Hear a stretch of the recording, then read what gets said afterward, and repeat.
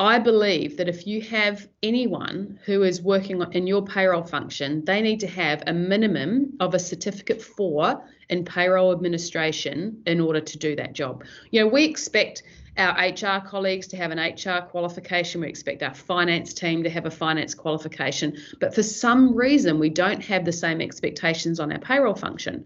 And people who work in payroll, they are managing what is typically the employer's largest expense. You know, you could be a mining company and you've got mechanics and you're looking after huge pieces of mining equipment, and you expect that those mechanics will have their particular, certifications and, diesel mechanic or whatever sort of mechanic. But for some reason, the people who are making the decisions about how those people get paid, we don't expect them to have a qualification. So I think the biggest thing that we can do in Australia to get rid of the whole, those headlines about employers ripping off employees, et cetera, wage theft, all of that stuff, the thing that we should be looking at is who's actually managing our payroll function and what are their qualifications to do so. And employers really need to be investing in their payroll teams to make sure that they do have those capabilities and competencies. Obviously, outside of the formal training in terms of the Cert 4 in payroll administration, you've also got changes that happen all the time in Australian payroll, especially in the last 12 months.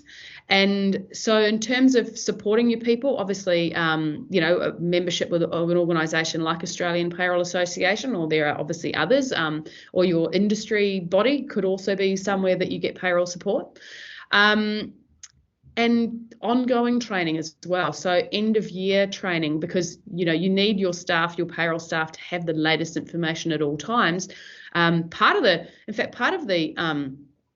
issue with all these sort of historic underpayments that you read about in the paper and will continue to read about is because certain systems have been set up once, and then as legislations change, no one's actually gone to change the configuration of the payroll system or the processes that happen in determining the outcomes of the pay.